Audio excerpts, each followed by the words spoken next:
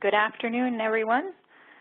This is Christy Rubenstein from Diana T. Myers & Associates, and I am happy to join today's webinar. Hope you are too. And to welcome back our presenters, Matt and Oksana from Pathways to Housing, PA.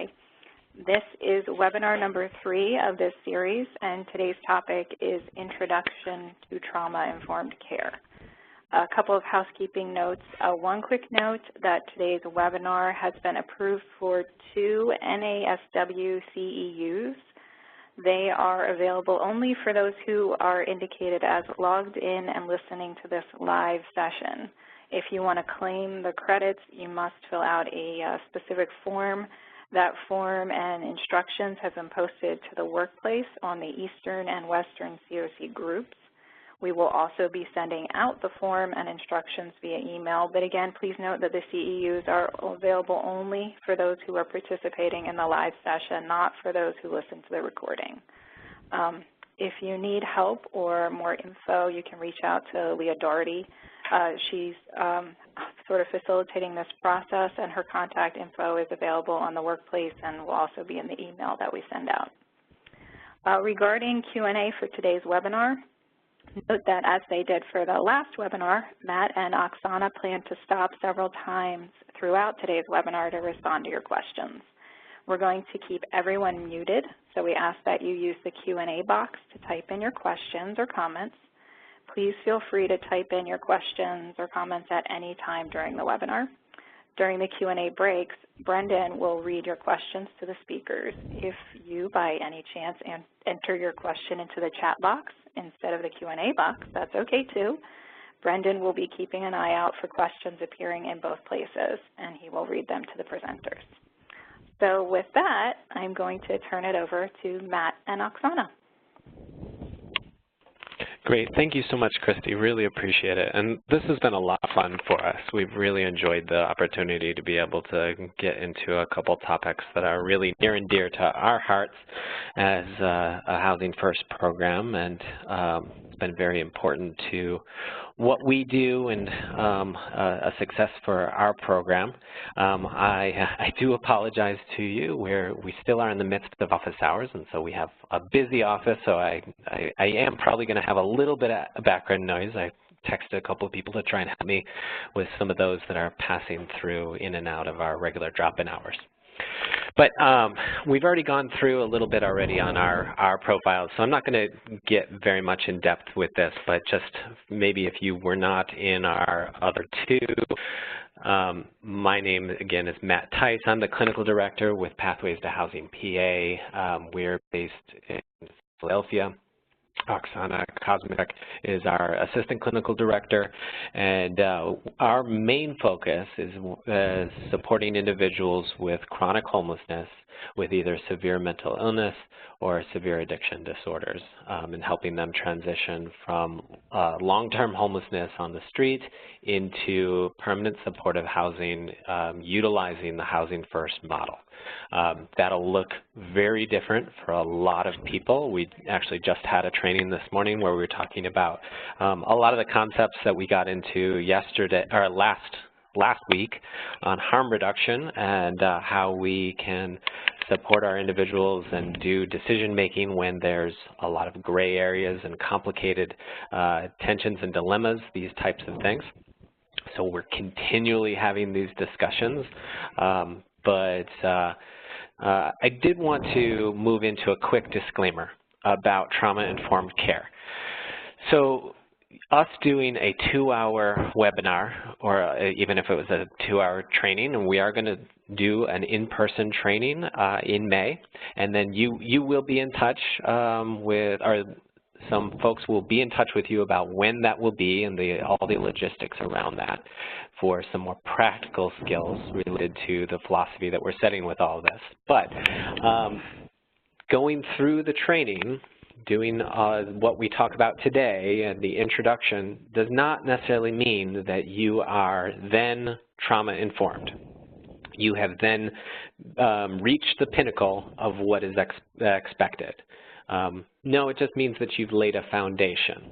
Trauma-informed care is very similar to the overarching and guiding philosophies like harm reduction and housing first, that they're an approach. They're not a program. You would not say, this is my trauma-informed program, and this thing over here to the right, that's our regular program. Because what it's supposed to do is trauma-informed care is a way in which you do services or which you provide your care to individuals across the board. To influence every aspect, everything that you do. So I just want to set that disclaimer before we go forward with anything else. Moving on, we wanted to talk a little bit about why we're doing this. Why is this an important thing for us to discuss? Now, of course, it's important because trauma-informed care is a huge aspect of housing first, and one of the main reasons why we are here talking with you and presenting on this model is because we have a lot of experience, and we spend all of our time doing high fidelity, high adherence to the housing first model, and we get to share some of our experience within that.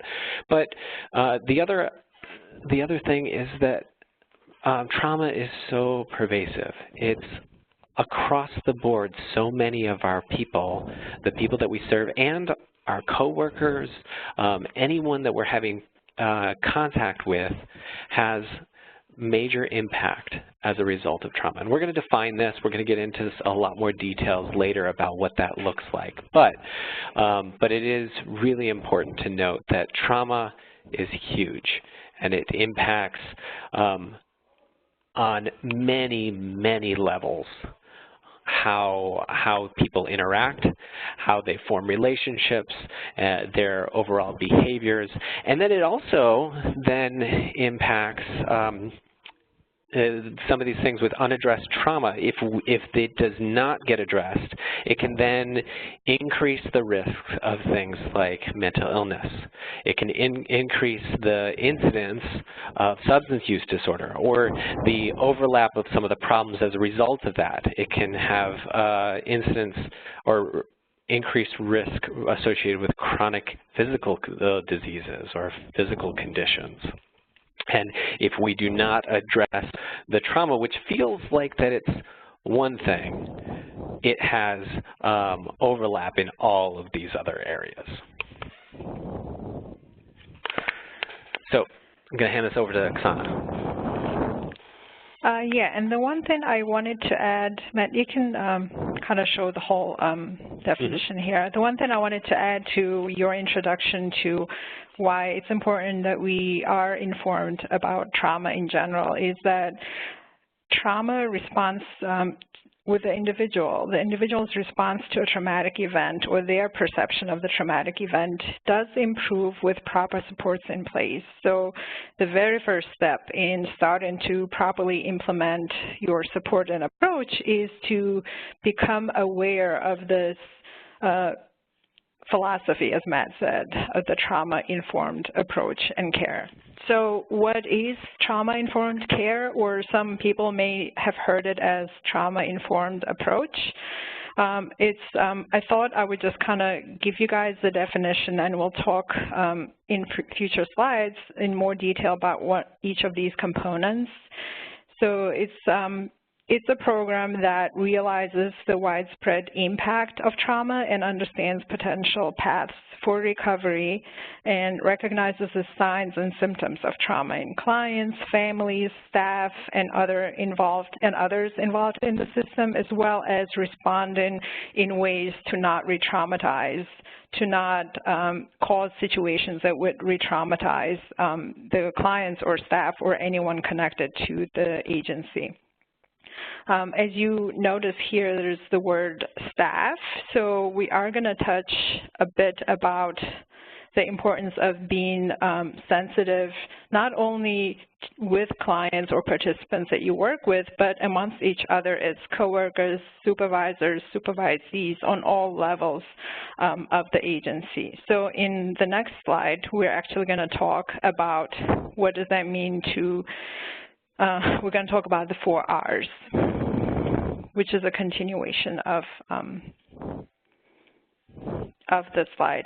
Matt, if you want to click. So realization aspect. The idea is that every person at every level of the organization recognizes that the individuals or an individual may have been in contact with trauma, may have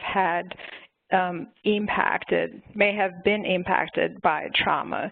So trauma is real and is present in everyone's life. So the idea is that every person, starting from the receptionist, going back to the executive, on every level, we all recognize that anyone in the agency, including staff and the participants that we serve, was likely or may have been exposed to trauma. The importance of implementing screening and assessment tools. So one way that you can kind of emphasize that you realize that people may have been exposed to trauma is doing proper assessment and providing proper trainings for your staff. And a lot of these, I think, themes will come out in supervision too. So as a supervisor, if you are one, you do want to be aware of sensitive ways that you can provide support, guidance, and supervision so you don't necessarily re-traumatize the staff. We are going to talk towards the end about specific assessment tools that we use, but just so we are kind of setting the stage, it's extremely important that we do assess every individual that we work with, participants or clients, for trauma. And then obviously plan for proper follow-up and care. So, and then as an organization, you are pretty much committed to providing a safe work environment, not only work environment, but also an environment where participants feel welcome and safe. You want to create the safe space for everyone involved to kind of be able to freely interact, to freely share their experiences, and not to be afraid to be re-traumatized, which kind of leads to the 4th R, which is really trying to do everything you can to not recreate situations or to not re-trigger anything that might re-traumatize a person. We're not saying we're not going to recreate a car accident if someone was in a car accident, but if someone was in a car accident and whatever meaning, let's say their meaning was like the world is not safe anymore, I can't trust anyone, if that's the meaning that they walked away with from that traumatic experience, as an agency and a service provider, you don't necessarily want to create a situation where they would feel that they're not safe or that they can't be trusted. The one example that we have here is, I think it's a really good example that a lot can relate to, is the process of sometimes we do have to resort, and again, this is like the last step of service provision that we resort to, is the involuntary commitment for treatment known as CO2 process. That in itself can be very traumatic for a lot of individuals. Just the police officers come in and, taking you into the hospital, and then you have to stay there for hours. Just that whole process alone can be a very traumatic experience. Just being sensitive and recognizing that, yes, I must do this in order to save someone's life right now, but how do I do it in the most sensitive way with the recognition that this will very likely re-traumatize the person. Thursday or Friday? I think I'm, all right. There were other people talking in the background, but I'll bring it, yeah. Can I bring it tomorrow night and leave it? Okay, so create a situation where you don't want to re-traumatize. Basically go back to creating a safe environment. Okay, all right. I'll bring it tomorrow. Okay. All right, Matt, if you want to click. So some of the key components that we thought we would talk about that are pretty important in this approach. Again, we're not talking about a set of tools and techniques or a particular program, or there's no curriculum really, but this is a philosophy and an approach. So one of the most prominent ones is obviously safety, because people who have been exposed to traumatic events lose that sense of safety. That when you lose the sense of safety is when you really start experiencing other symptoms such as hypervigilance and isolation, substance use, and so forth. So create the sense of safety is a key component, right? Recognize, so as a service provider, it would be your job to help the participants kind of realize how they view safety, what is their understanding of safety, and help them basically conceptualize their own view of safety. And from there, you can take, I guess you can design the interventions to, you can build the interventions on that. One of the ways you can help create a safety or safe environment is by creating a safety plan. This is, we did talk about this in our last webinar, but creating a safety plan is really designed to help prevent a crisis, where during a crisis that person might re-experience very much so the same traumatic symptoms, or the re-traumatization might happen. So in order for you to avoid that, you do want to create the safety plan and think through how they can become safer physically and psychologically, and how you help someone more tangible things that you can observe, like, let's say, removing weapons from the home, or maintaining safe space when you're talking with a person who may have been, sexually abused. Those are easier to detect and observe, but like psychologically, how do you help someone create that, feel safer? And that goes back to being empathetic, hearing them out, validating what they've been through, and as a service provider, you being aware that this person has been exposed to trauma one way or another. Even though that you might not know the exact trauma, just assuming that they may have been exposed to trauma is going to help you develop a more sensitive and a more person-centered approach. Another way to also think about it is in the sense of, if there's something that's particularly triggering or disturbing to them, either about the environment or going up to your office or the area, the neighborhood, any of these things, like you may see them and they're pretty agitated, they're pretty upset, but there's maybe something that happened to them on their way there, or there was something that, they had to pass by someone that they see on a regular basis that had been a major contributing factor to some past trauma, or they need to be in a neighborhood that reminded them of something else. Like, what are some other ways that they can think this through, or maybe have alternative supports so that these, again, are not contributing to them feeling like they're re-traumatized? Sorry, Oksana, I know it wasn't my slide, but I just wanted to jump on. No, that's okay. I like when you jump in. Yeah, so it's good. So another component of this approach is working with that individual to help them learn skills or develop their skills so they can actually be in tune with their inner world and emotions, and help them learn ways to better manage their emotions. When you do experience trauma or you're exposed to trauma, you do have, there are a lot of emotions. There's fear, there's anxiety, there's constant worry, there's that hypervigilance or the tension. So you do want to work with the individual to help them find effective ways, the ways that work for them, individualized ways that they can manage these emotions, help them become less reactive. Why is it a goal? Like, reacting to something is already kind of, you're backpedaling when you have to react to something. The idea is to kind of build up their strengths and skills so they are almost prepared, I want to say, for when the triggers come up, they'll be able to deal with it rather than react, and then we have to figure out what went wrong. And obviously, trust is a huge theme that we see in every webinar you do. Your relationship with a participant is what really kind of is everything else is built on. So developing that trust is extremely important.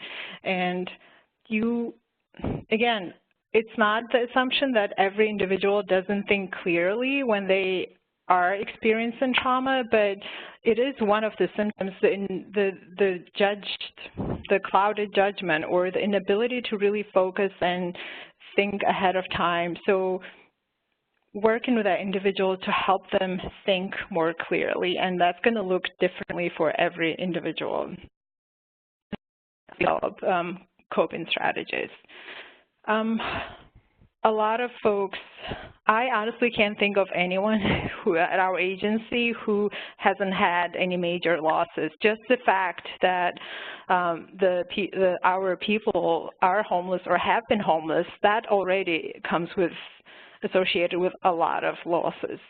So recognizing that, you know, loss is not just losing a loved one, but those disenfranchised areas like loss of the job, loss of connection with family members, loss of the self-identity that they might have had at one point. So recognizing their losses is extremely important because it'll help you develop a more sensitive and empathetic approach.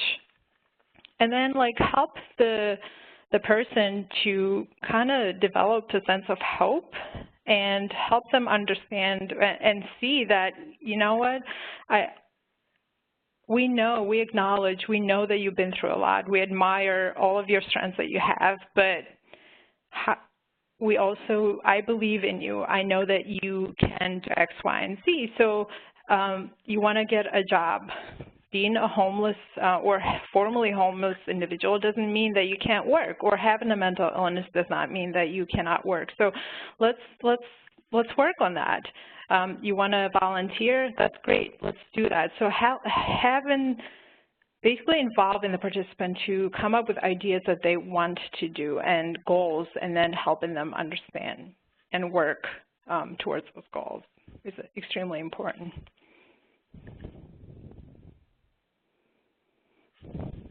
As we did talk a bit about this, I think during our last webinar, when you do trauma-informed care, when your approach is trauma-informed, you do everything with the idea that we're in this together. I am not the power, I'm not the authority, but I am a person that's going to collaborate with you, that we're going to come up with these interventions and steps together. And it really does come from the individual. So you're respecting that and developing a mutual kind of plan of care, I would even call it, is one of the key components of trauma-informed approach. The one thing I really want you to take away from this slide is the very last note where it says you don't have to be a therapist to be therapeutic. I think that kind of speaks really loud, and you don't necessarily, just the idea that you are a human being, a service provider, and being aware that you can be sensitive, that you can help heal, that you can help build that trust and the sense of hope. And you don't necessarily have to have a training to be a therapist to be doing that. Just be aware that you have that ability and that strength within you.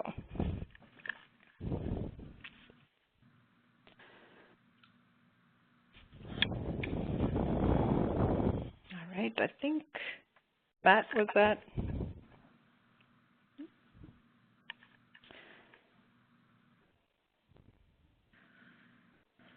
Oh, sorry. This is the fact that I was speaking and I had not unmuted myself. There we go. I'm just speaking to everybody in just only my office. So we are with the we're going to shift gears a little bit in recognizing some of the focus of trauma-informed care is that it can be implemented at both the organizational level and the individual level. And what we want to utilize is as much empowerment, voice, and choice for the individual, for the people that we're serving. This can happen at both the organizational level and recognizing that trauma is something that not only is occurring within our participants, but there's something normalizing around it. And very unfortunately, so many people have gone through it. But we also need to know that other people may have really difficult experiences that may be somewhat shared with our participants, with the people that we serve. And so not trying to re-traumatize them either while we walk through a process with our participants. But think through ways at an organizational level, at an administrative level, that we can foster this empowerment of staff and clients too. When we're looking at the individuals, we want to support the clients or the participants' self-advocacy skills so that they can speak up, they can say what's really important to them, what are things that they are concerned about, and then we can help foster and facilitate their overall recovery. And people can recover from traumatic experiences or going through trauma rather than being us just being the controller of their recovery. Our role is to help facilitate that process. We also want to spend as much time doing a lot of empowerment of their own decision-making and goal attainment. Again, we're building off a lot of the foundation that we've already discussed within motivational interviewing and harm reduction previously. As you're working through some of the things incorporated into trauma-informed care, you also, of course, need to be thinking about some of the considerations related to cultural, historical, or gender issues as they tie to the person that you're serving or an overall organizational level. And we want to really take steps away from stereotypes, recognize some of our own biases and how that impacts our own care, and recognize and address some of the historical trauma too that may be at play in someone's own in their own psyche, in their own feelings, and maybe we're interacting with them and there's a difference in between us and the person that we're serving, and there might be something that is there for them that we need to consider. We need to think about what is this like for them, not just what is it like for us too, and we're not feeling like that there's anything going on. At the individual too, it's recognizing your own biases and then trying to think about how to process them in supervision. It's not a place to just bring that up individually with that person that you're serving, or throw it out there to okay, for my coworkers, it's your job to help me sort out whatever feelings or concerns that I have for this, but you can bring it up with your supervisors and say, okay, what am I facing here? What am I struggling with?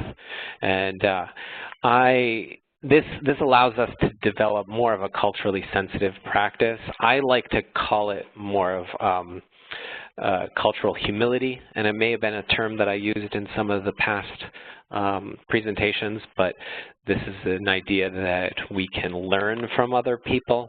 It's not just about something that we bring that we know all there is to know, or that we really recognize we have a cultural competency, for instance.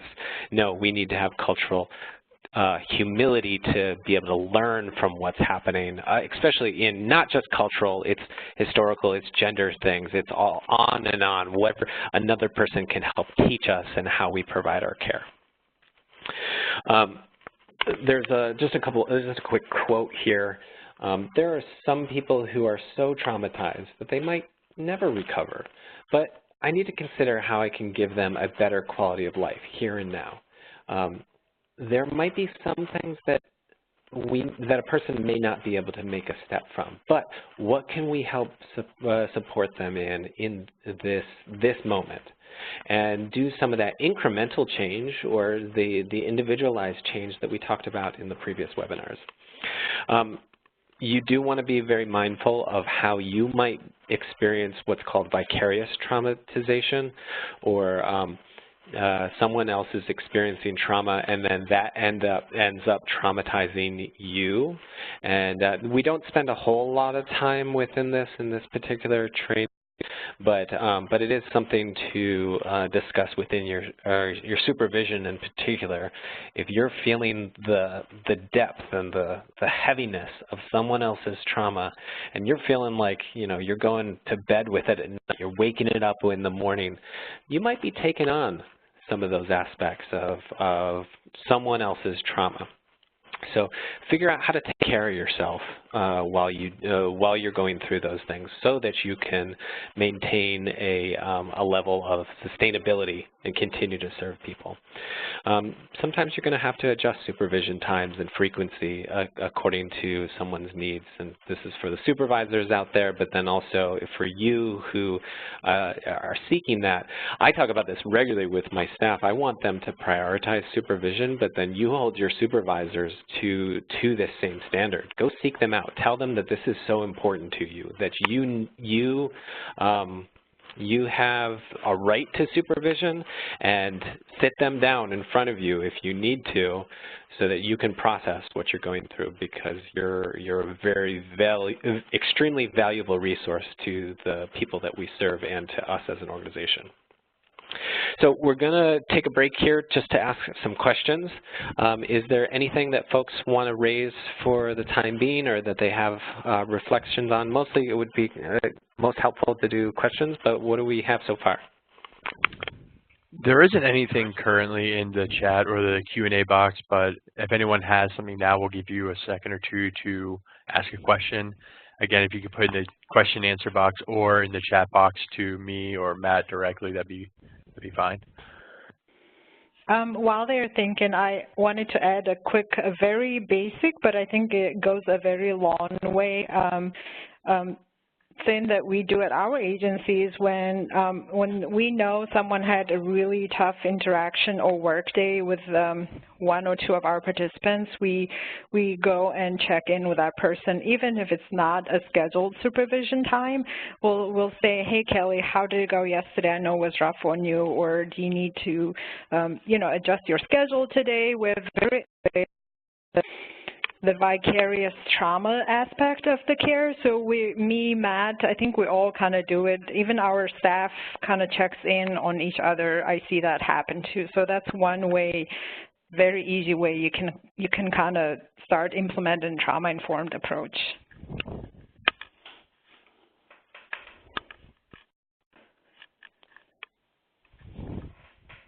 So Brandon, nothing's popping up there?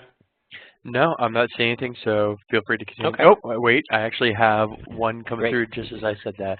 This is from Scarlett. Is vicarious traumatization only possible for someone who had a similar experience to that of the client, or can this occur when there is no traumatic history that relates? That's an excellent question. I love that question. Now, Matt, you want to go first? No, go ahead. I think we both want to talk on this question. So the answer is no. You don't necessarily have to have experienced similar traumatic events in order for you to be to have that secondary trauma.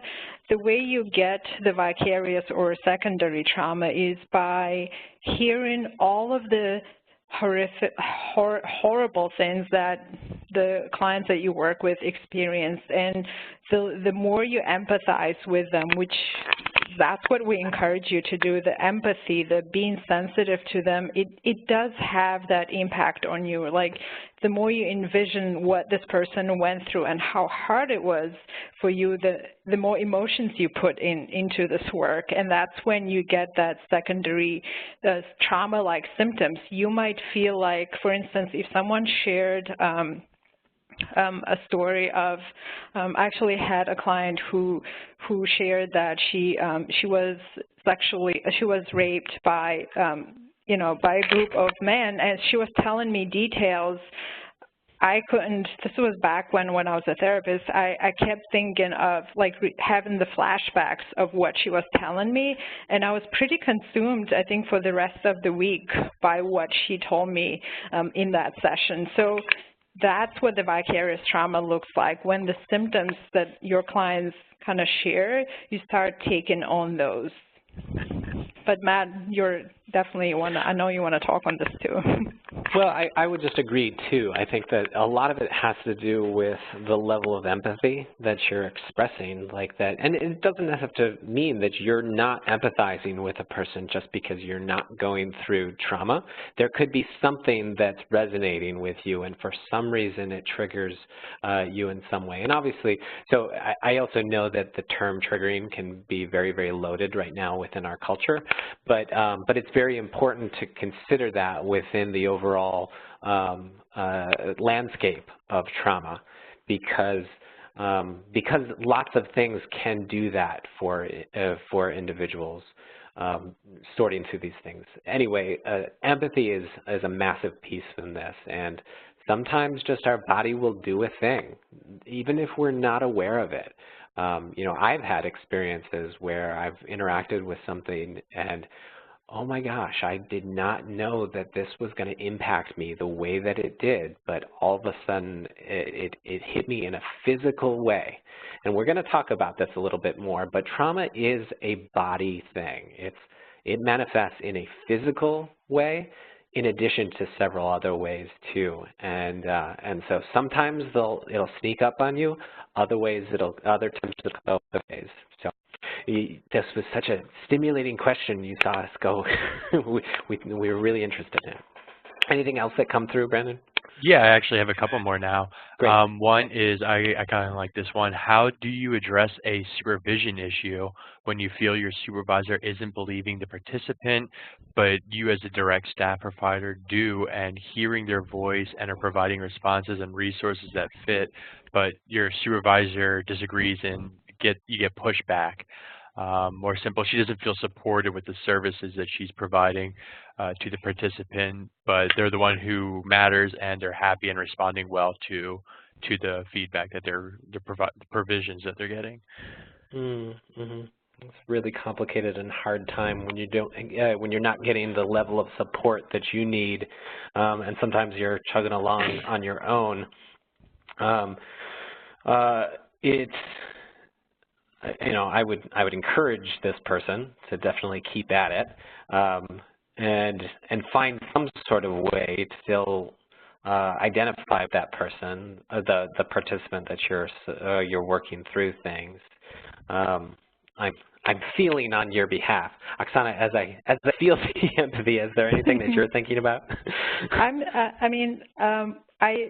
Unless the supervisor, I can't give a suggestion for the supervisor, but for the staff who's struggling, who's encountering this challenge, I think the one thing that comes to my mind is like utilize your coworkers to process, not to necessarily badmouth your supervisor, but to process the client, whatever the issues that the client is presenting.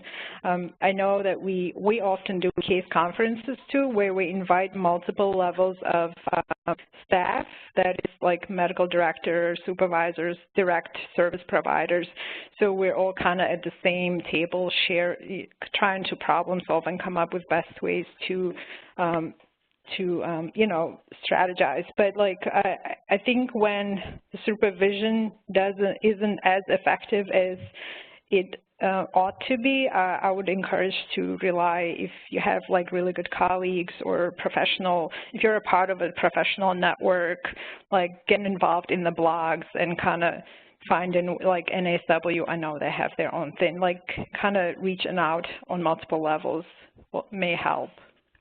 Yeah, the other thing that I'd add is that we don't practice in a vacuum, and even if we are in more isolated locations out in, you know, if you're in a more rural area, there's usually someone else who's doing somewhat similar work, and so trying to find someone who has worked through something with a participant. I've had times where I've had a really difficult supervisor myself, and I'm connecting up with either outside colleagues, outside my organization, or other places. Not right now. I love my supervisor at Pathways to Housing, but I've had to, you know, I've had to seek these things out sometimes, and making sure, okay, if I'm not getting this, I'm not getting my needs met here, this is still a value of mine, and so how do I support those so that I'm not being burnt out or being traumatized, but then also getting the kinds of support and development that I need on my participants' behalf. Brendan, is it okay if we save the next question for the next group so we can keep moving? Great. Go ahead. Okay. All right. So let's get into some more of the definition of what actually is trauma. So we've spent a bunch of time now talking about trauma, but we haven't actually technically defined it. In a usual environment, I would ask you, what do you hear when you think of the word trauma, and what kinds of events do you consider traumatic? So there's a little bit of a distinction there, but there's a lot of different ways in which these can be categorized. Just in the very basic definition, trauma is a very difficult or unpleasant experience that causes someone to have mental or emotional problems, usually for a long time. From a medical perspective, this is a serious injury to a person's body. So, you know, I've actually spent some time talking with some medical professionals about trauma-informed care, and they spend very, very little time talking about trauma as it impacts an emotional well-being or a mental well-being. They do spend maybe a lot of time on trauma to physical body. It may be just one day that they're talking about what trauma-informed care looks, for instance. But it could also be a disordered psychiatric, psychic, or behavioral state resulting from severe mental or emotional stress or physical injury. So all of those things can be impacted. It can also be an event in which one feels terrified, or a loss of safety and helplessness, or a loss of control. Maybe the trigger of experiencing trauma. So if somebody has no control over their environment, themselves, their body, all of that can be extremely traumatizing. And we think back of some of the types of things that we've been through personally, that fits with a lot of stuff. Here's another definition from SAMHSA. Individual trauma results from an event, a series of events, or a set of circumstances that is experienced by the individual as physical or emotional harmful, and that is lasting adverse effects. And this is, again, it's lasting. This is not just a one-time thing on the individual's functioning and mental, physical, social, emotional, or spiritual well-being. It's an important distinction because, for instance, like my dog, if somebody comes to my door, my dog is certain that that person at the door is there to murder me and my children and my wife. And she will freak out, and she will bark, all of these things. But then they walk in, they see that this person is fine, and they shake it off. And they're able to, there's no lasting adverse things. Well, so we don't have, sometimes as human beings, we don't have the kinds of abilities to shake them off the same way that a lot of other mammals or animals do in the animal kingdom. They're much easier to be able to move on from a traumatic event. And obviously somebody coming to the door, that's not traumatic. But my dog thought it was at that moment. She was certain, and hopefully, I have a big dog, and it's scary for other people as she barks, but she calms down. The types of things that can be precipitating for a person. And this is really important to think about for our participants. There are lots of things that contribute to a person's overall feeling of their stress, either in a traumatic event or it can be re-triggering for them. And from a physical perspective, this could happen just from medical concerns. It could be their overall physical drives. It could be fatigue. There could be psychological concerns and maybe just some of their development, the need to belong, displaced anger, loss of control, frustration, or it could be environment, something that it could be too hot, too cold, too close and crowded, loneliness, staff. All of these things can contribute to someone feeling like that they're right at that edge and then push them into a traumatic state. Not to say that these things are the traumatic event themselves, but someone may have experienced something and like that they may have gone through some kind of trauma, and then we're interacting with them, and then they're going through, they're having some sort of diabetic reaction, or that there's too many people being too loud all around them in our waiting room and our offices, and then they start to feel the circumstances of that trauma, and then we'd start seeing something and we're like, why are you just acting that way? Why can't you just interact with me? But let's try and identify that there's something contributing to that state. I'm going to pass this back to Oksana here.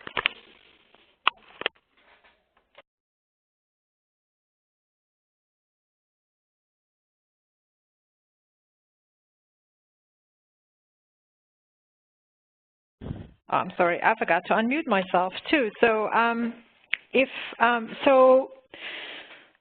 we thought it was important to actually define what PTSD or post-traumatic stress disorder is, not with the intention that you have to learn it by heart and you have to be able to diagnose a person, but with the intention to give you a little bit more information so you can have that better insight about what this person may have gone through and what symptoms they're exhibiting. That way, when you do interact with them, like Matt was saying, you don't necessarily have to take them yelling at you personally, but you will be able to, or them refusing to do any kind of work or paperwork with you personally, and instead you'll be able to look at the person and see, oh, this is why he doesn't really trust the system, because he's had this really traumatic experience way back when. I understand. Now let me refocus and figure out a different way to work with this person. That's the reason why we wanted to go over the PTSD symptoms in general, so you're kind of more informed about what it looks like in a person. And again, every person diagnosed with PTSD is going to show symptoms their own way. This is where the individualism comes kind of in play. But recurring, so some of the symptoms are involuntary memories or recurring memories or flashbacks, so to say, of the traumatic event. I think, Matt, you actually skipped can you skip in the back? There you go. So it all starts with this one event or multiple events that we believe, or it was real or perceived, that we believe was life-threatening. So whether it was real or whether it was our perception that it was life-threatening really doesn't really matter, because that's what we believed that event might be, whether it's a car accident, whether it's flying on the airplane, whether it's getting hit by someone by mistake, whatever it was. So it's the meaning that you make out of that event. Again, obviously, you have to have experienced the event. Witnessing also can be traumatic, so you don't have to be necessarily the victim of the event, but just witnessing someone die or someone get hit by a car can be interpreted as a traumatic event. You may think, oh, I'm going to be the one next, and that can be perceived as a threat to your life. learning that traumatic events or an event happened or occurred to a close family member or your friends can be one of those events that qualify for a traumatic event.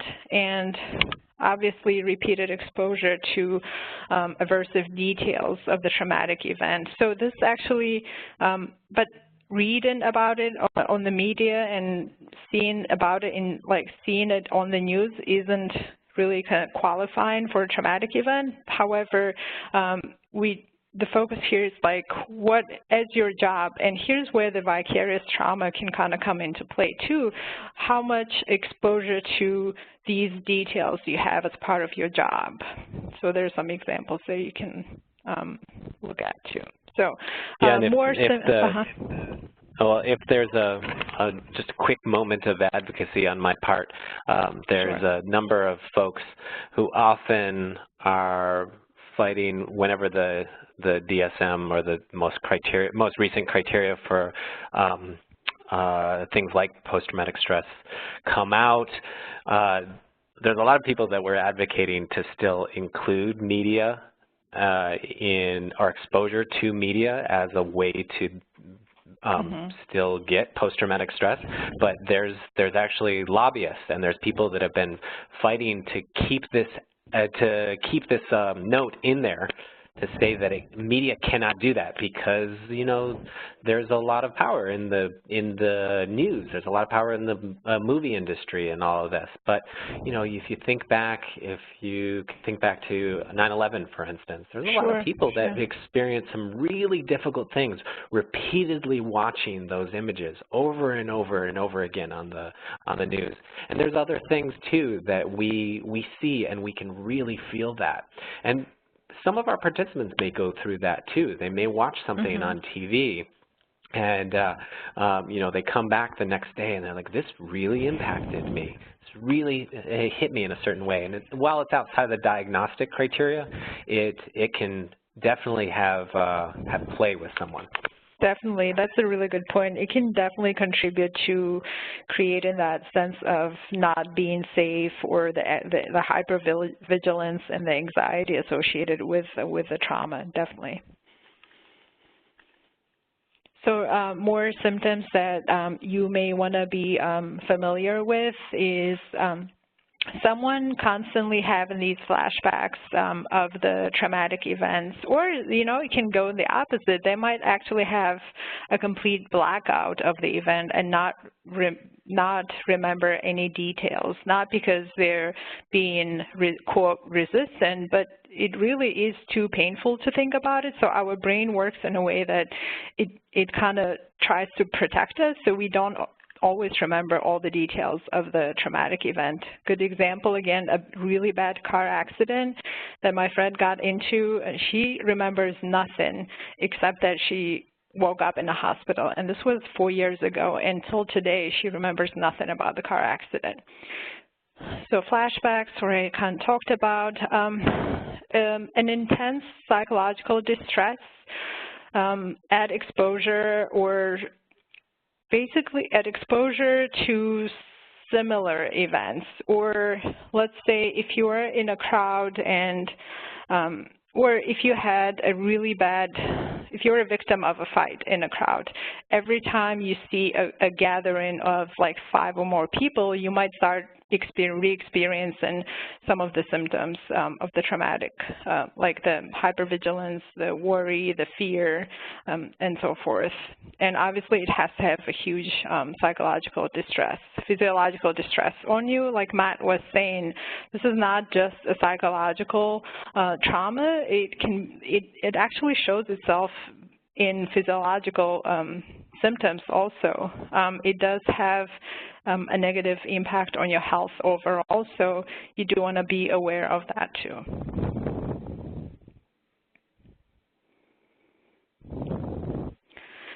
As I think this one is probably the most, something that a lot of us are familiar with, people who have been exposed to a traumatic event, they do tend to avoid anything associated with associated with that event, or anything that's may re-trigger, I know you don't like that word, but like re-trigger the event or the emotions associated with that. So these efforts can be kind of conscious and deliberate, or most of the times, like I said, it's our defenses kicking in, and we really try to avoid anything that will put us in a position where we feel unsafe again. We may not be able to elaborate on examples, but maybe when we do the live face-to-face trainings, we'll talk a little bit more about what this may look like. So inability to remember important aspects of the event. Again, this kind of goes back to blackouts because of how bad the experience was, that your body and your brain really tries to protect you. Persistent negative beliefs about yourself or the world. This is something that does develop let's say you've had one really traumatic experience, or it was repeated. So like I said, remember earlier I said the meaning that you give to that event is what really is going to matter. So if that moment that you were in a fight in a crowd of people, you thought that you will never be around a gathering of people again because you're going to be killed, if that's the meaning that you made, you're going to feel that the world is not safe for you, and you're going to do everything you can consciously or subconsciously to avoid re-traumatization.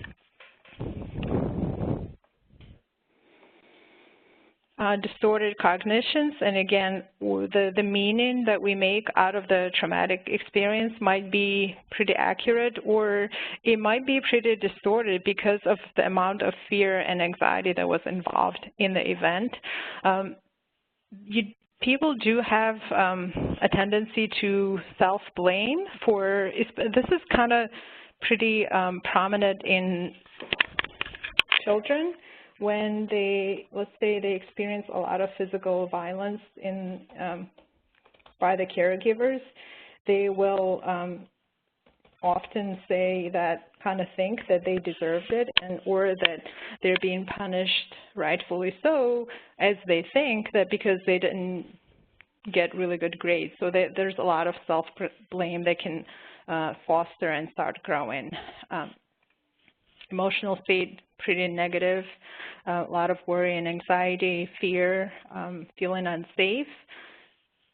Kind of having a hard time relating to others and connecting to people on a more intimate and close level.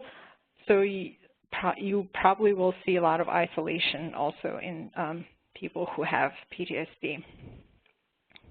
And it's really hard for when you are in a state of mind that you're pretty much constantly preoccupied with your safety, and you are convinced that the world around you isn't safe anymore, it's pretty hard to experience positive emotions. You know, we often want to cheer people up in our work and say, hey, but look at the bright side. But that's really hard to do for someone who really truly believes that they're not safe, or that they're going to die for, you know, if they get involved in a particular situation.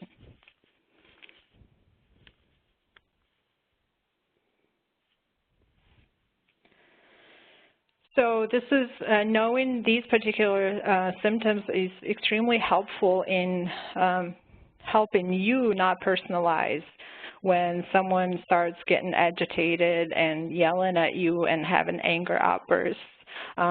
You knowing that this might be a symptom of PTSD, or they're acting in a particular way because of the really bad experience that they had. Knowing that is going to help you first not personalize it, and second, be more empathetic and sensitive to that person. Hypervigilance is pretty prominent.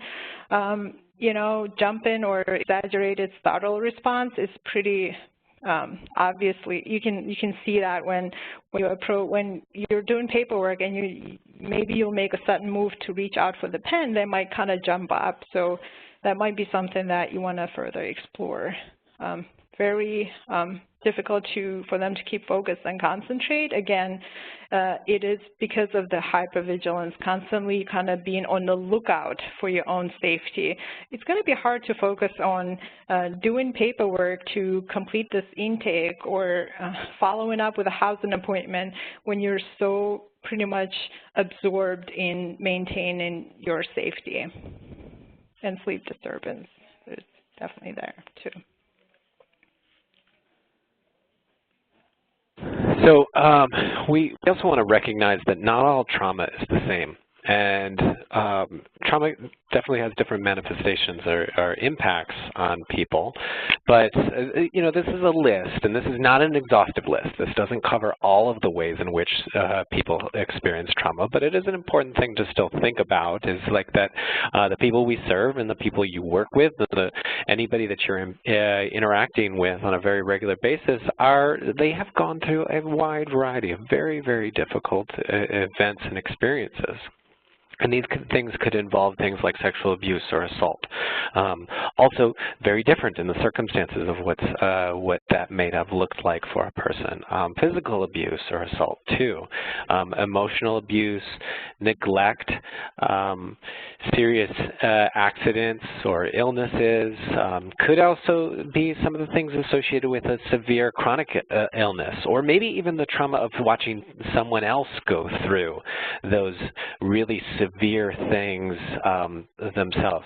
I've heard some people talk about the overall trauma of extreme poverty and what that can end up doing to folks. And that's not on this list, but it's something to also consider. Going through medical procedures, especially if they're very, very severe or life-altering. And I've also heard people go through what's been an extreme or traumatic experience of getting a new diagnosis, and that it can be very difficult for them. Witnessing to domestic violence. So this is not you actually have gone through it yourself, but you've been witness to it. You've been around it. You've had proximity. Someone going through school violence. Of course, this has been big in the news lately, but it's been a thing that's been happening for quite a bit in the last generation. And we're just trying to wrap our heads around it.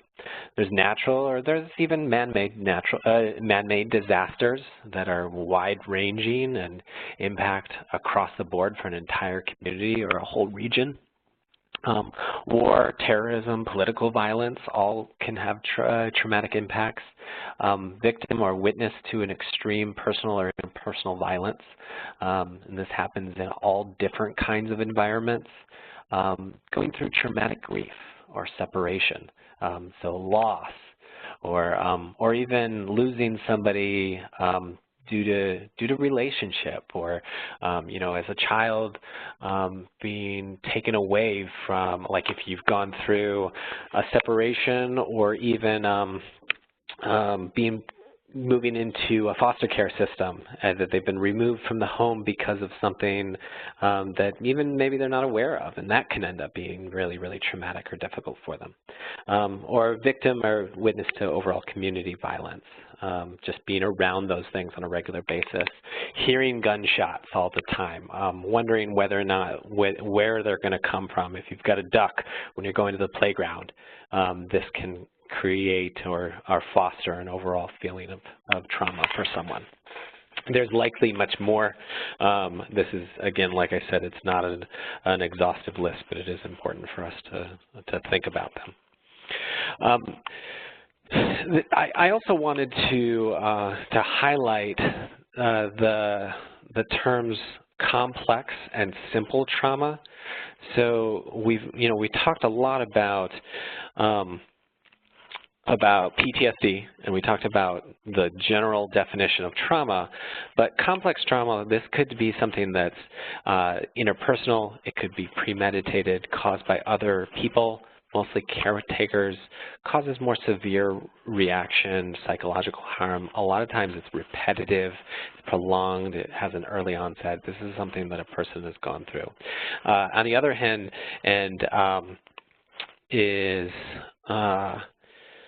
a single event for simple trauma. This interpersonal events, this could be house fire, flood, car accidents. Generally, people respond in a supportive way. Complex is much more difficult. It's something that can hide under the surface, or maybe it's really blatant, but there's also maybe there's things that are right in your face, but then there's other things that are underneath the surface, and then how does a person work through that, all of that? There's also a lot of different ways that trauma can impact both in childhood and adulthood at different stages of development for people.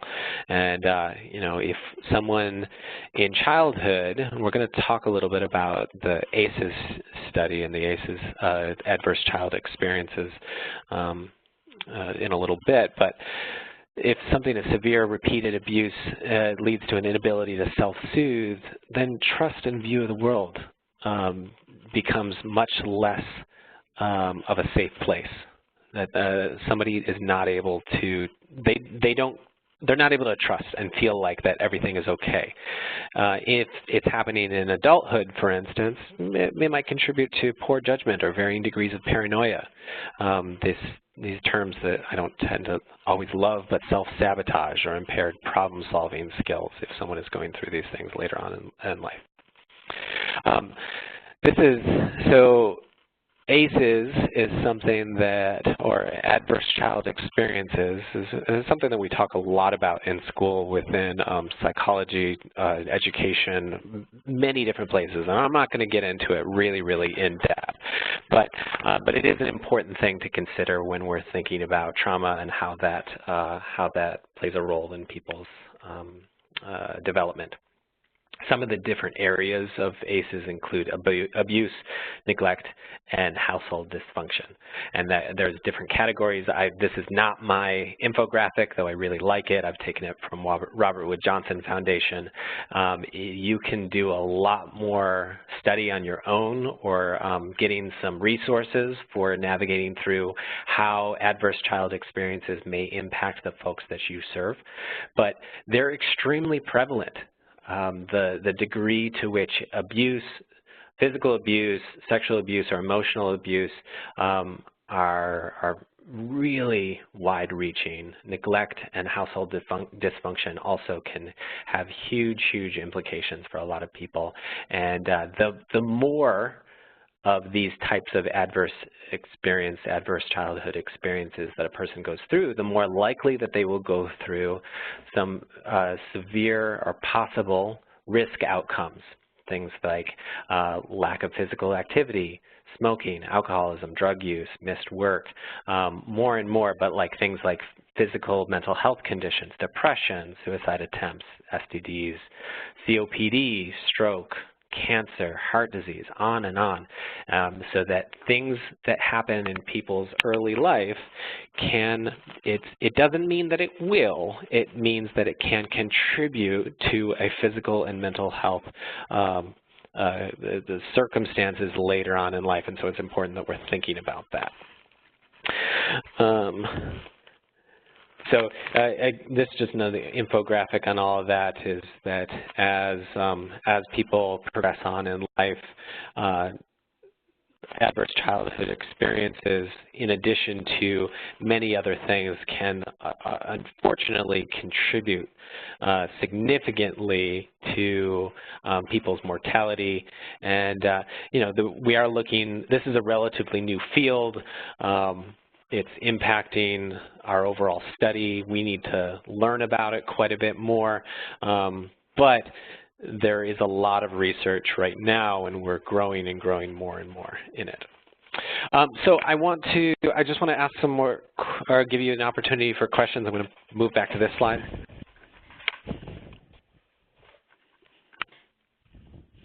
Brandon, did you have some questions for us? I know that there may have been one from previously.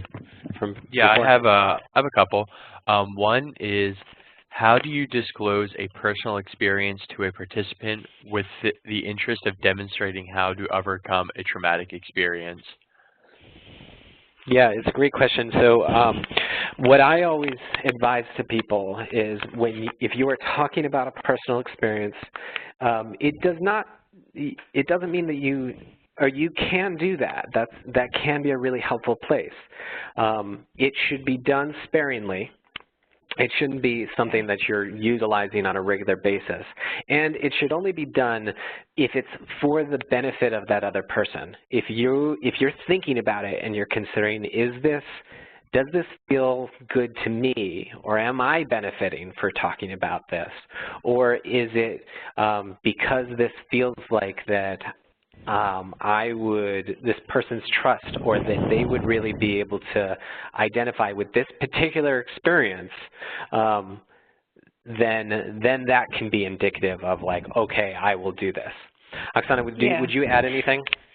I would, and I also, because of the trauma and the sensitivity around it, you do want to be very mindful, though, whether or not you want to disclose, because you don't want to confirm their belief or core belief that the world isn't safe. See, even you went through trauma. So the way I used to do stuff to kind of divert it from me, but to help the participant work through these kind of issues would be like, I would say, like, I've heard, a different person or other people cope with a particular trauma this way, kind of keeping it on a broader level rather than I would not be I don't know. The way I'm looking at it as someone who works with a person, I probably would be very cautious providing information about your own traumatic experience. I know there are conflicting views on the sharing, and because I can show that I was able to overcome, therefore I'm trying to promote hope. I can see where that's coming from, but you don't want to do it also because that might actually do that vicarious trauma thing on the client also. You don't want them to start feeling kind of empathetic towards you. It might shift the role and the boundaries. Yeah. I think I'll probably rather focus on helping that person building on their strengths, kind of asking them, like, well, tell me how you coped. How did you go through this? How did you make it so far after you've had such a rough life? Do you know of anyone else who've had, like, really bad experiences? How did they manage it through kind of building it on their strengths and other things rather than sharing? I don't know. Yeah, and I do think that a lot of it has to do with personal style. But if your personal style ends up being like that you're talking about your own experiences or going through it all of the time, well, then it is becoming more about you and less about that other person. But I'm not at all saying that whoever asked this question is doing that. But it is, we need to maintain that our focus is about that other person too. I've seen it used really, really effectively, but it also should be saved for when there's already a very strong relationship that's been developed between that person and someone else. It's not, you don't lead with this ever. Yeah. A couple exceptions that I would say is in working with people who are certified peer specialists, for instance, their whole role is defined by the fact that they have a shared experience with a participant, or sometimes they're called recovery specialists, that they have a shared experience with someone. We have a number of people that work for us that do that. But even then, I would still tell them to use this really sparingly and carefully. Brendan, what other questions do you have? Can engaging in a group therapy re-traumatize a client as they are forced to relive experiences and process emotions? That's a really good question. As a social worker and professional who's done tons of groups, I would say no. I think groups are very, very therapeutic, and even for those who've had traumatic experiences and are diagnosed with PTSD, the groups are designed to help kind of develop this sense of universality. Hey, I'm not alone. This is self-blame kind of decreases, and the group members, if the group facilitated skillfully, they're designed to help each other connect on a safer level so they can build on each other's strengths and kind of grow from that. There will be, I mean, I personally and professionally don't see how it would re-traumatize a participant if it's done skillfully. But anything that we do share, especially when we work with people who have PTSD or traumas, you do want to time it in a way that you'll have time to process. If you're bringing up a topic of trauma in a group, you do want to make sure that you have enough time to kind of close that window before the hour or the 2-hour ends. So you don't want to leave the wound open and then end it. So plan it skillfully. Matt, if you want to add more, yeah, you're more than welcome. No, I think that's good. I think that like there is room for traumatization. So like if it's, so some people, there are some approaches that are just about like let's re-expose or like let's just reopen those, like Oksana said, just open it up for a wound, and that's completely ineffective. It is not a good idea. Well qualified to talk about those types of things appropriately. It's not, you won't necessarily do that, but you want to be really thoughtful, you want to be considerate, and you might have to do follow-up work with that person or other people, or you might have to learn, like, you know, if this is not going well, learn how to shut it down. To help redirect it, take it in another direction, because what's happening now is actually starting to contribute in a much more negative way for the group. And then I have another quick one. Is PTSD a type of ID or intellectual disability? Oh, no. The PTSD is it's a classification of traumatic stress-related disorders. Intellectual disability is more like on a cognitive level of a disorder, so those two are totally separate things. Good question. All right, so I'm going to hand this back over to, I think, is this going to you? No, this one's mine, and then I go back to me. So trauma-informed care when working with folks who are experiencing homelessness, there's a lot of impacts for, or a lot of opportunity for trauma. It could just be going through the experience of losing someone's home. You know, I've worked with a guy who, you know, he was a caretaker for his mother for a number of years. His mother passed away. He never really recovered for that, but he continued to stay in the home, and while the home just deteriorated all around him, fell apart. And it wasn't until like I think it was like licensing and inspecting, L&I came along and they kicked him out. They hospitalized him because it was so incredibly unsafe for him to be in there that but he was still focused on, you know, his mother, and like he wanted to take care of her. That's a pretty traumatic thing. And he continued to talk about it for years, talk about her, talk about this home that he still had. Being in shelters is also really traumatic. There's a ton of shame. There's a ton of danger sometimes for people to go through that. They're always afraid of, like, are they going to have their things stolen? Are they going to get assaulted? You think about some people who are a part of maybe our LGBTQ communities and going into the shelters, and those can be really dangerous or frightening places for them too. Life on the street can be really tough too, and plenty of opportunity for trauma. There could be abuse before homelessness, but also abuse during homelessness. What are people doing just to survive, just to stay out on the street or avoid whatever is going on, and then they end up enduring some pretty significant abuse. Hand this back to Oksana. Okay, so how do you help facilitate this trauma-informed approach? How do you develop that sensitivity and help build the trust and regain hope with the people? So there are a couple of strategies that we did want to go over today. Basically helping the individual become more aware of their symptoms, of their the impact that the trauma had on them. And that's done by mostly kind of educating and getting to know them and helping them see, hey, did you notice that you do X, Y, and Z?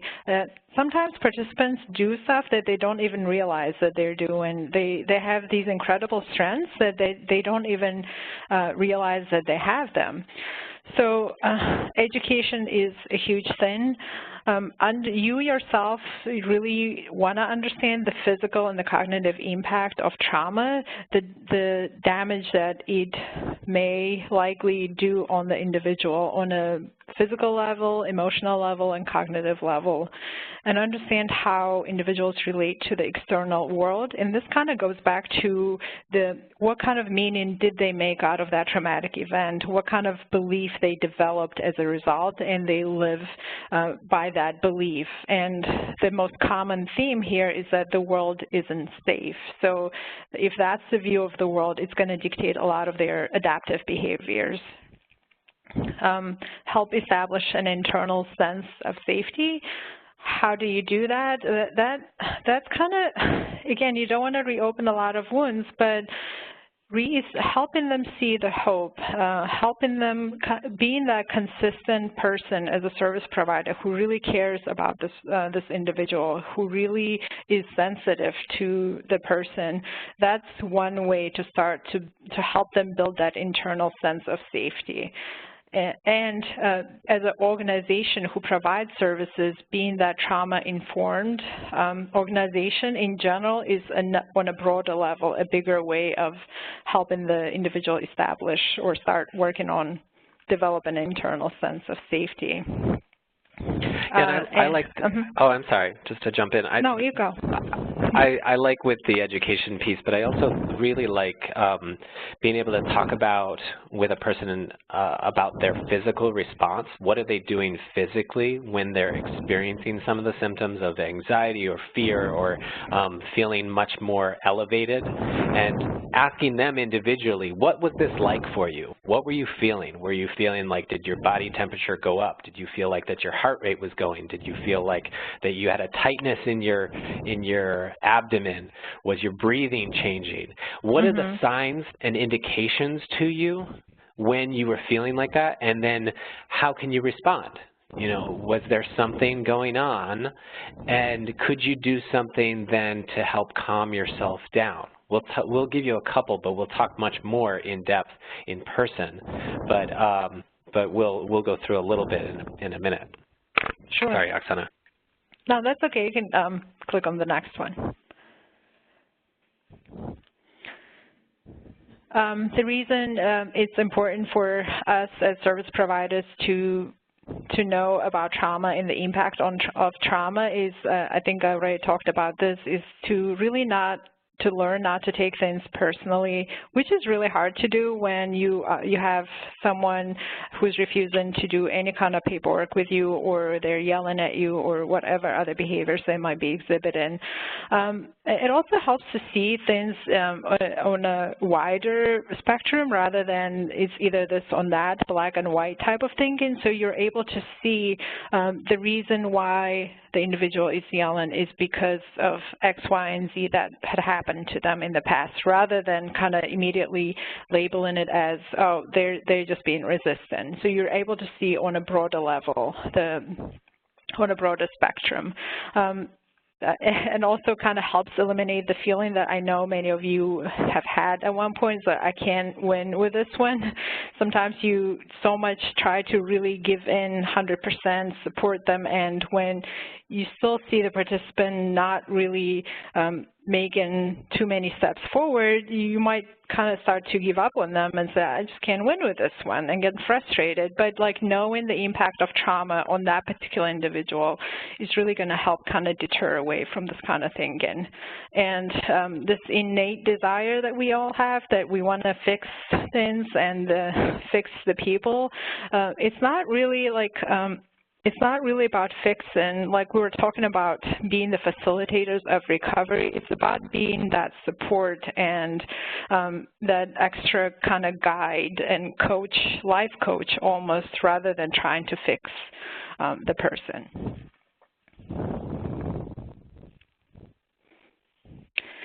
So another thing that, like we said earlier, safety is a huge theme in trauma-informed care. So kind of putting a lot of emphasis on how you provide the opportunity to rebuild a safe environment and kind of empower the person to be in control again. You do, from the very first meeting you have with the client, your client or participants, be very upfront with them and transparent about what services you're providing, what is your reason for being there, trying to engage them in the service. So you don't want any kind of, oh, I didn't know I had to pay 30% of my income if I got into a house. And you do want to be upfront. That way there are no surprises, or kind of, as participants term it, I was set up. Like you don't want that coming back, because that might, again, re-traumatize or break the trust that you may have built with that person. Safety plans in advance, we'll never say enough on that. So we're going to try to reiterate that every time we can.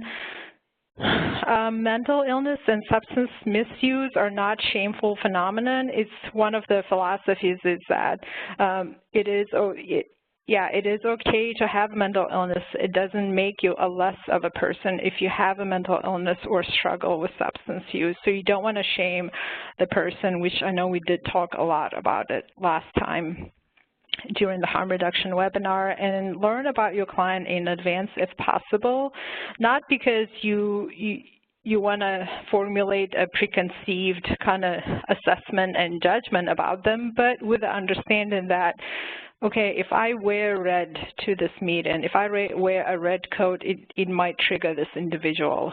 Certain people, everyone is sensitive to different things. So if you have an opportunity to know as much as you can about the person in advance, that will be a huge help in your engagement.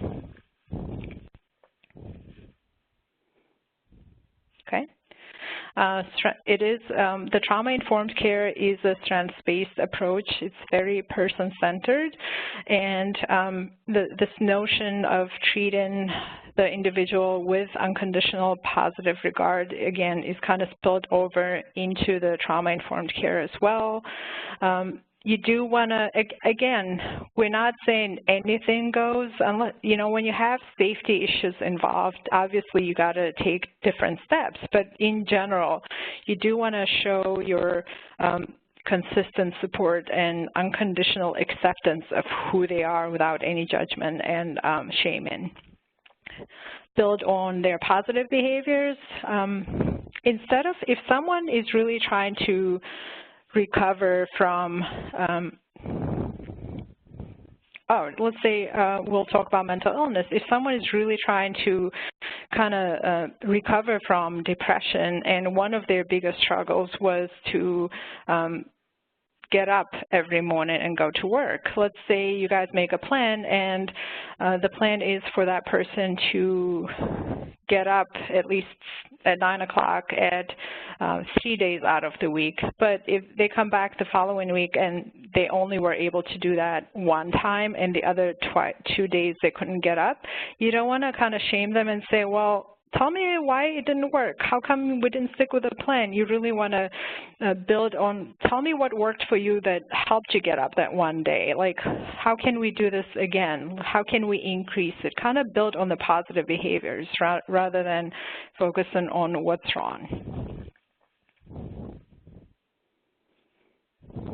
More on encouragement to hope you are the facilitator of recovery and therefore hope also. So you believe in that person and you're conveying that, I know you can do this. This was hard for you, but there can be a better or a more effective way of dealing with it. Conveying that is extremely important. And oh, my computer just shut down. Hold on.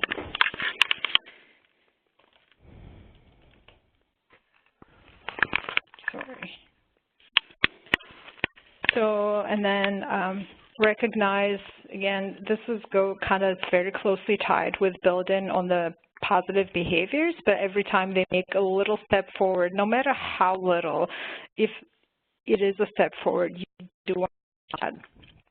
And when have been hurt so much, they don't even know what's possible for them. This is a good idea because sometimes the impact of trauma is so severe that it does cloud the cognitive, it does interfere or impair the cognitive functioning. And they may not really know, well, this is where I want to be right now. So don't take that as a sign of resistance, quotes again, but like help them understand, validate, hey, I get it. I would be having a hard time right now too if I was struggling with the same issues. So empathize with them and acknowledge that this is kind of a normal phenomenon that they're experiencing right now. That way you're not shaming them. So while Oksana's working through the technical issues, I'm going to move us on here. So from a trauma-informed perspective, just focusing exclusively on diagnoses, that sometimes can be less relevant. We want to make sure that we're looking at the individual, the situation that we're supporting. Yes, diagnosis is important. Yes, the symptoms associated with that are still important, but we're not trying to just look at this is the diagnosis, or this are these things. We want to look at the circumstances. And symptoms are viewed as normal responses to the trauma. That makes sense sometimes, that why would you not react in these types of ways? And so then how can we help it figure out ways for those to be more adaptive? Or how can they cope with them so that they're not feeling like that it's completely out of their control, or that they're feeling like that they are in danger or unsafe, or that they're posing that for other people around them, for instance. And we also, we talked about this before in harm reduction, but it recognizes that clients or participants may use substances for adaptive reasons because well, not because there may be risky consequences, but because they don't want to deal with the feelings of the trauma response or the symptoms of those things. Maybe the anxiety, the level of what's going on with their body, and so they may be trying to adapt to some of that and using substances. Again, it might not be what we choose to do, but it could be a reason why they would do that themselves. Just be really aware. Again, this has been something that has been a theme that we've woven through a lot of our other presentations, but be aware of your language when you're doing trauma-informed care. When you're saying things like someone or their symptoms are unmanageable, or someone's unreachable, resistant, non-compliant, difficult, manipulative. Manipulative drives me nuts hearing this one. Because when we say these things, one, we're saying that a person cannot make the next step, or that they cannot go somewhere, they cannot recover. But then we're also, there's a huge value judgment. There's a perspective that sets up a dynamic between us, and even in us saying this between us and our coworkers, because that can always creep through. It can creep through very easily when we're interacting with a participant, when we're interacting with coworkers, with family members, with other providers. And so I would encourage you to find other ways. Sometimes it takes a little bit more language, or it requires you to expand your vocabulary, but just be very aware of utilizing person-centered language. quote, trauma-informed care is a powerful framework that provides hope that there is a better way to handle some of our most pressing social problems. Couple more reminders. Remember, it's not only the participants who experience traumatic events, but staff may have also had them. You want to be mindful of the trauma your colleagues may have been exposed to. They have a lot of people, and we look at the levels in which folks have gone through some really difficult things. Sometimes we can contribute to that, or like just flippantly raising things, or just having a bad day might potentially be triggering to some of our coworkers, and so we need to look out for them. Or talking about something going on with one of your participants could be hard for somebody else. So talking about it in a more safe or considerate way is very important. Trauma has many ways of showing and hiding itself, so you don't always know who's gone through or experienced trauma themselves. I do want to give you, just as we're starting to make a couple shifts here, I want to give you a couple really basic, very simple techniques that are utilized within trauma-informed practices. They may be something that you already use on a very regular basis anyway, but I like them. I use them very often. The first one is just on our breathing. We don't go anywhere without breathing. Of course, we are doing this all of the time, but our breathing can be incredibly influential in helping our bodies calm down because it's our physical response to trauma to the outside world. And when you can take control of your breath, you might be able to then control some of the other systems that are impacted by trauma. So if somebody is feeling upset, or maybe even before they're upset, and saying like, okay, well, I want you to think about your breathing, and you could have them inhale, take a long, deep inhale through the nose, and then take twice as long take twice as long as your inhale to slowly exhale through your mouth. And you could have this person also place their hands, his or her hands, on their abdomen, and then watch as their hands go in and out while the belly expands. You actually don't want to have your expansion be coming from your chest. It's actually the belly where the best kind of breathing, because this is where our diaphragm is going to be impacting here. So when you're controlling some of these symptoms, have to be focused on your belly here.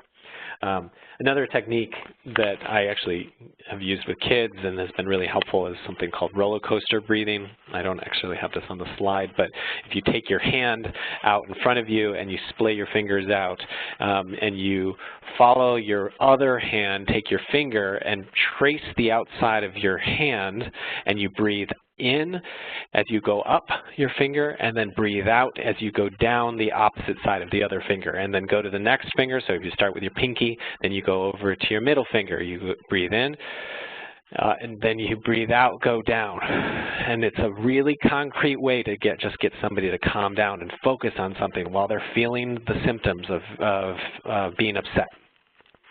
And then they can do this through the whole hand, and it's this up and down of a roller coaster. And my daughter loves it. It's been really good with her. Trauma-informed check-in is a really simple way to start meetings, to start groups, to ask somebody, how are you doing? What are your goals for the meeting, for the session, for this day? What would you like to have out of this time? And who are you going to ask to help accomplish that goal? So this is recognizing that we're a community, that we're a group, and that we need to rely on each other. But then it's not just starting a group and we're just going to jump into it. But this is kind of a trauma-informed check-in that I really like.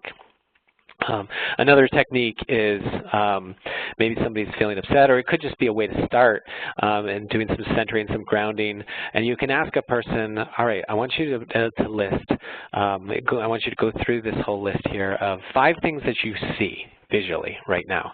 It's a way to draw them into the present moment. Do a little bit of mindfulness. What are 5 things that you see? And then I want you to think about 4 things that you hear. Or you can actually switch off the hear and the feel. But what are 4 things that you hear right now? Could be something about my voice. It could be someone's voice out in the hallway. Then 3 things that you feel.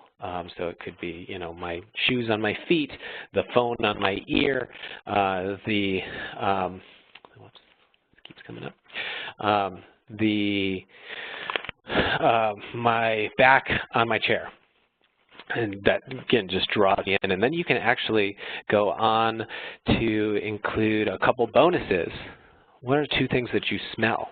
And then maybe even 1 thing that you taste. That I had my coffee earlier and it had hazelnut in it, and I can still taste the aftertaste of that.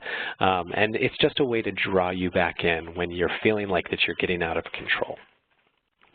This is just kind of a summary infographic that I love. It's not mine, and the citations there at the bottom, but in creating some trauma-informed care, and this is drawn from more of a healthcare environment, but I really like it, looking about what are ways that we can think through setting a safety and supportive environment for someone, and there's things that we can do with creating a calm, safe, empowering space.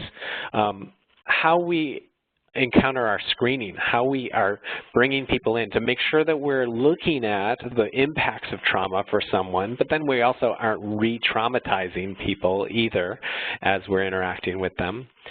Having a response when things do get complicated for someone, and thinking that through, and then having an overall foundation. So we need to build on these values. We have to educate everybody. We have to have people that will fight for it, who are your champions. And there may be only just 1 or 2 of you within your organization that's considering this, but how can you help continue talking about it, and look to other providers who are doing it really well. So this is an infographic that I really love for that sort of thing. Oksana, you want to jump on this one? Yeah, and I'm not going to spend tons of time on it because I do want to go over our cases, but this is one of the tools that we actually use to do the trauma screening. It's really very brief. And it kind of has directions of how to read the test. Basically, if someone answers 3 yeses to any of these questions, they are kind of in a position that they need further assessment for a more comprehensive assessment for possible PTSD. So we just wanted to put it out there. There are many other tools that are available. You can actually access them online, or if you're interested, we can actually provide you with more comprehensive tools when we do the face-to-face trainings. But this one, very easy, very not re-traumatizing tool that we have that we actually use. So with that, we wanted to jump over to, wait, I think we are going to do questions now? No, we were going to do questions after that. No, we're going to do that. Okay, yeah. So we have 2 cases here that we do want to read them and kind of show you the non-trauma informed care approach that you may have as a response to the situation, and then show you the trauma informed approach. So John was one of the newest referrals to your outreach department. John was described as grumpy and difficult to engage. Again, those words, right? After your first interaction with him, you thought to yourself, now I know why they said he was difficult. It is because he is. He's also rude and likes to challenge everything I say. He's going to make my work harder than it needs to be, but I am going to show him who's in charge. He's got to do what I tell him to do if he wants to get housed. So as you see here, none of the responses or thoughts that you actually have to yourself are trauma-informed. And the same scenario, but your response as a person who is trauma sensitive and has had 2 hours of our training will be, this man has been through a lot. He is a true survivor. I really understand I really understand now why he appears to be difficult. He just doesn't trust people anymore. I wouldn't either if I had experienced all the terrible things that he has. I know I'll need to work on gaining his trust. I'm going to show him that I really want to help him and get into an apartment if this is something that he really wants to do. So you see a lot of empathy here. You see a lot of ability to meet the client where they're at. There is no judgment. You see that you recognize that this person has been through a lot, which probably entails a lot of trauma exposure too. So your response to the individual is obviously a lot different than the first one. Okay, Matt, you want to do this one or? Sure. Yeah. So let's think through a couple, the comparison point again. So you meet Jackie, legal name Jackson, for the third time this week. She's a trans woman. She comes into your office, complains about people trying to harm her. She talks about her neighbors, who she claims calls her names, makes fun of her. She also tells you about this guy she sees often in the community who threatens to beat the hell out of her. She also tells you that she smokes crack to deal with all this stress. So this is your dialogue. Jackie, how many times are we going to go over this? You're too sensitive to things. I'm sure your neighbor doesn't really mean to harm you. That guy that you keep talking about apparently threatened you many times but hasn't hurt you yet. I wouldn't worry about it. I'm also wondering whether the crack is making you more paranoid.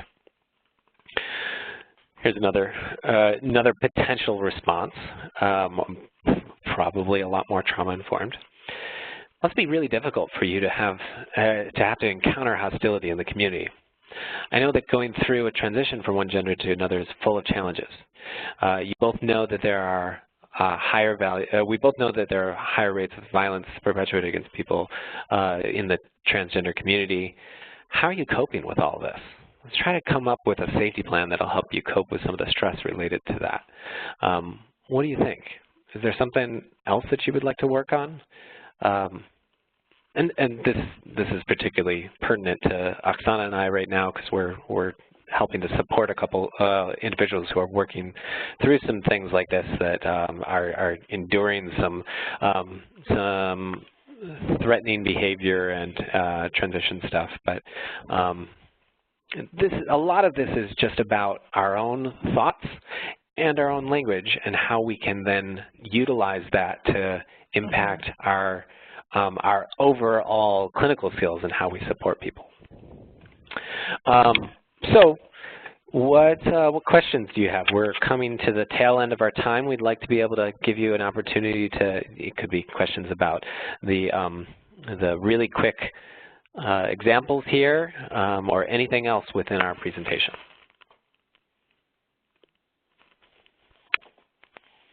I saw somebody raise their hand earlier.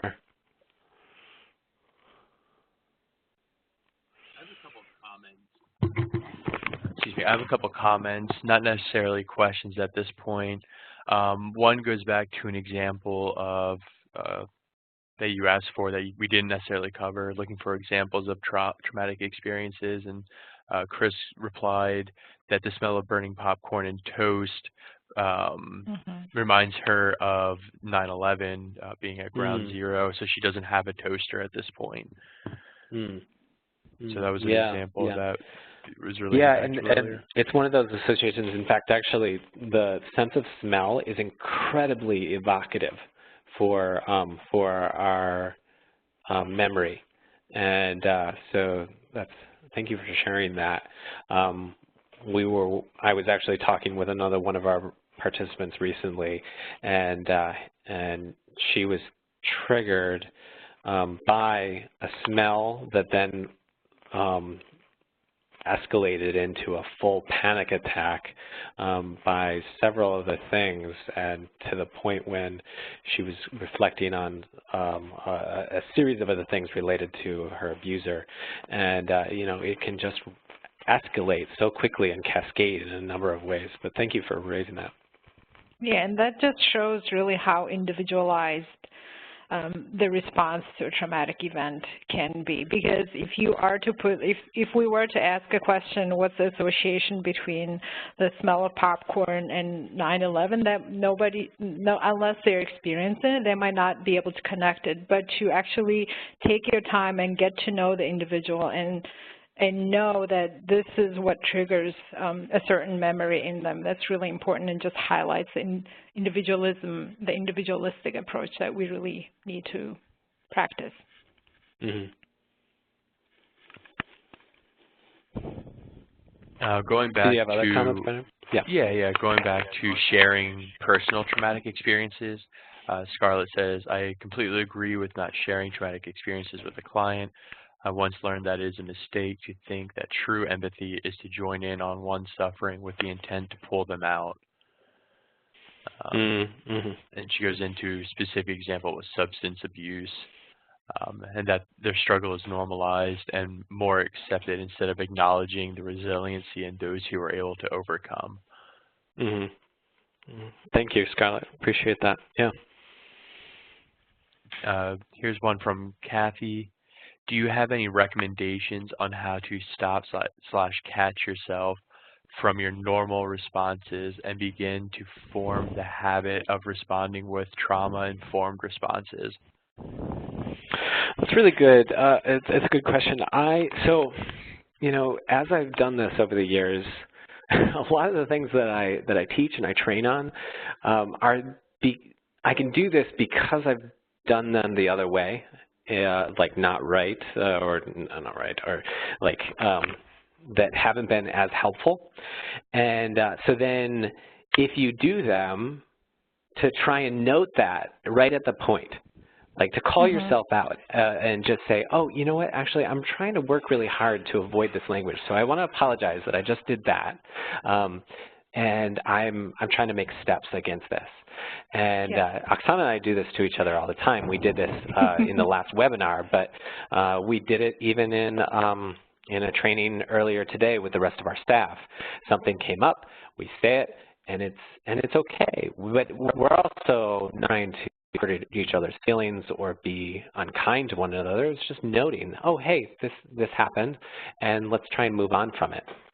And also, but like being able to call yourself out there, Yeah, and also I think, Kathy, I really admire that you're really trying. I think it's easier also it can be very helpful, I'll say, if you start noticing when other people say that. Like if you kind of set your mind to, today I'm going to notice every time someone uses not trauma-informed care language, like pointing that out, not necessarily to kind of throw it out and point to them, but with your own kind of learning and practice, as you notice more other people saying the kind of language, you're going to be a lot more automatically kind of self-in-tuned, and you're going to be aware of your own thinking too. That'll help too, in addition to what Matt was saying.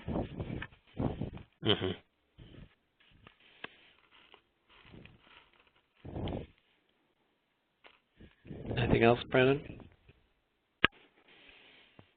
Yes, Sarah mentioned that in the world of technology, and if it is available to our participants, there are apps that are evidence-based and provide data that we can use or suggest to our participants to use with their choice in relation to relaxation and mindfulness as it relates to trauma. So are there apps, you're saying? She's making a comment that there are some that comment. Yes. Yeah, that's excellent. And in fact, actually, I'd really love to know about some of the resources that they use. So if she could send some of those ones to us. There's a couple that we've used and some that are guided towards peer support. But I'd be very interested to know some more about what other organizations are using along those lines. That is all I have at this time. I'll give anyone a chance to type something if they have a question before we finish up for the day. Sure. Great. As you do that, Christy, do you happen to know, has there been time scheduled yet for the in-person trainings, or we've still got one more webinar? Yeah, so the in-person trainings, can everyone hear me? Yes. Okay. The in-person trainings right now are open to COC-funded programs only. So there's the dates have been circulated, and a couple of emails have gone out at least telling people to register. And then I'm not exactly sure when it will open up to everybody else, but soon. So for those of you who are in a COC-funded project or work on one, you should have received that information. If you haven't, you can send an email to the Hotmail account and just put in the subject line that you're looking for the in-person training registration information. Got it. Okay, great. Any final questions for us? Do you have your email on the next slide or anything? Oh, yeah, good point. Not on this one, but actually let me just put it up here. This for you. Can everybody see me doing this right now? Yes. Mm-hmm. Yeah, you can. Okay. Yeah, this. Yes, Sarah is going to be emailing you the applications that she mentioned earlier. That's great.